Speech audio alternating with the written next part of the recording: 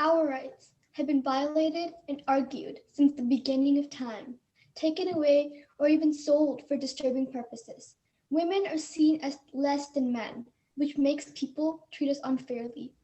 Different stereotypes are revolving around the supposed inferiority of women. We are a community that goes to advocate for the citizens of Chicago during this progressive era. In every nook and cranny, citizens walk around, go to work, take care of their kids, or just go about their lives. But us women take on many roles traditionally being held by men. Why? Because we know we can change the dominant idea of what women are capable of doing, and we can do it better.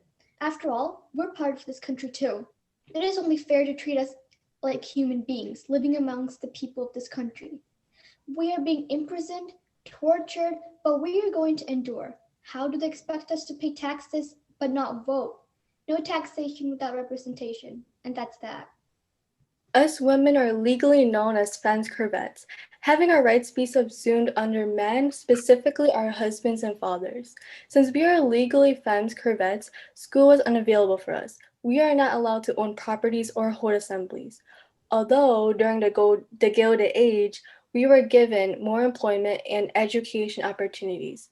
Despite that, there were still conventional gender roles, which had derived from sexual division of labor in pre-industrial cultures, were modified to reflect the impact of urbanization and industrialization. How is that? How is it that women make up about 1/3 of our country's labor force, but we aren't treated equally as men? Additionally, we work the same difficult jobs and pay the same amount of taxes as men. The least women deserve to have is the privilege to vote.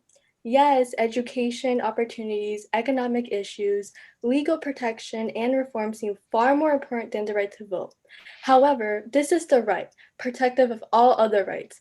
If we can vote to remove legal impediments to having equal opportunities and responsibility with male citizens.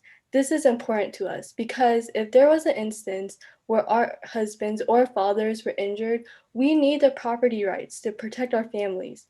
Instead of asking for many requests of other rights, we are only requesting that you stand with us in our fight for the right to vote. There are two popular women's suffrage groups in 1890, the NWSA and the AWSA. This year, they both join as one group and create the National American Women's Suffrage Association. From 1890 to 1910, women start to earn more freedom. We are allowed to vote in schools, municipals, and tax-related elections. However, this is only allowed in 5 states. These states are all located on the west side of the U.S. Wyoming, Colorado, Utah, Idaho, and Washington recognize a woman's right to vote in all elections. Even though there is a lot of opposition, the social, economic, and political views of America starts to slowly change. Theodore Roosevelt shows his support for women's suffrage in 1912. However, Woodrow Wilson won the election that year, even though he doesn't support our voting rights. This shows that some states supported women's rights even though their president did not. What are we?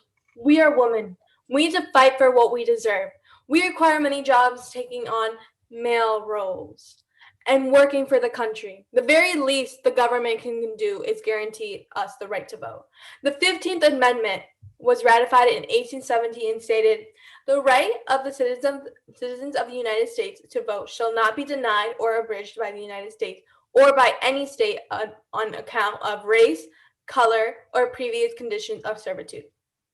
Since neither of the 14th or 15th Amendment has the inclusion of gender, one way the government can give us the right to vote is by finally including gender in potentially the 19th Amendment. Look at the picket signs we're holding.